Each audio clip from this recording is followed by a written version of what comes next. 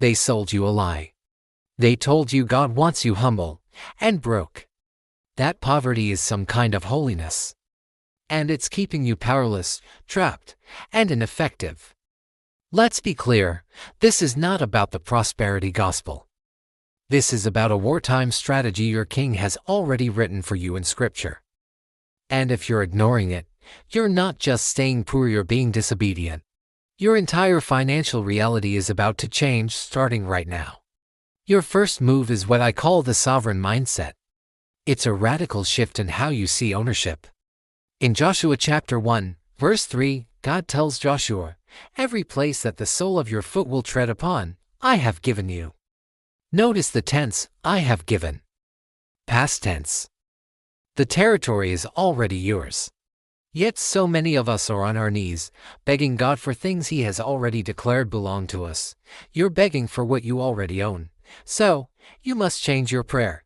Stop praying, "God, please give me money." Start praying, "God, show me how to occupy the financial land you've already put under my feet." Your bank account isn't the real problem.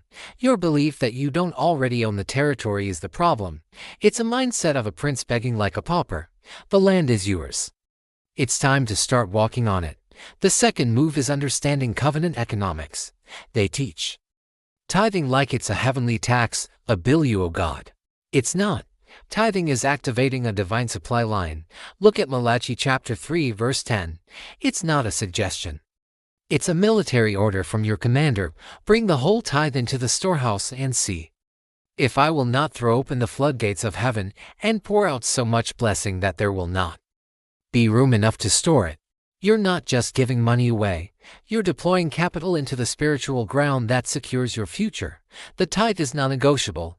It funds the mission of your local church, the front line of the kingdom, but the offerings you sow beyond that, those are targeted seeds for a specific harvest you're believing for: launching a business, becoming debt-free, building a legacy for your family.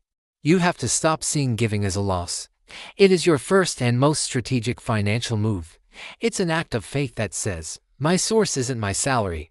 My source is the God who owns everything. The third, and absolutely critical, move is strategic stewardship. Faith without a plan is just presumption.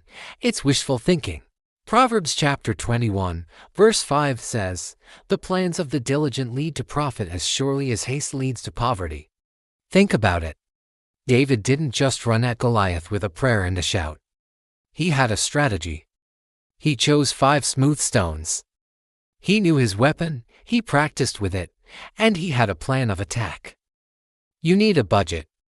Not as a restriction, but as a battle plan for your money. You need a strategy to get out of debt, because debt makes you a slave to the lender. You need to be intentional about building a high-value skill. You don't do this because you're a slave to money. You do this because you are a general managing critical resources for a kingdom campaign. This is the holy hustle.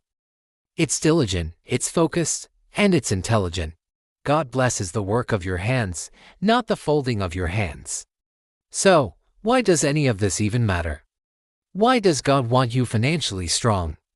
Genesis chapter 12, verse 2 gives us the blueprint: I will bless you, and you will be a blessing. Your financial strength is not for your ego. It's not for a bigger car or a fancier house. It is a tool for liberation. It's for funding what truly matters. It's for protecting your family from the stresses of lack. It's for building institutions, ministries, and businesses that hell cannot tear down. Poverty keeps you silent, dependent, and on the defensive. But biblical wealth makes you dangerous. It makes you a threat to every dark system in this world because you can fund the light. So, the time for begging is over. It's time to start occupying. The blessing isn't just coming someday in the sweet by and by. For the obedient steward who aligns with God's word, the blessing is already here. The provision has been made. It's your move. Go claim it. Thank you for watching.